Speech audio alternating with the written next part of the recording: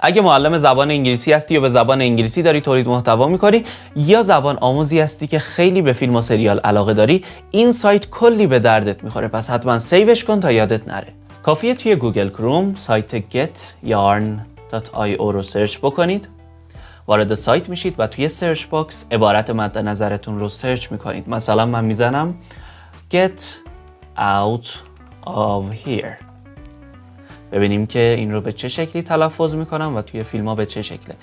میتونیم ببینیم که کل فیلم آورد، یعنی این یه عبارت خیلی خیلی رایجیه. میتونیم از اینو توی فیلمامون استفاده کنیم اگه داریم تولید محتوا میکنیم یا اگه توی کلاس درس میدیم برای بچه‌ها ببریم که تنوع بشه براشون. حالا من یکیش رو انتخاب میکنم. ببینید get out of here. Get out of here. میتونید باهاش تکرار بکنید، شادو بکنید. اگه میخواید زبان رو یاد بگیرید با این اکسنت ها و تلفظ هایی که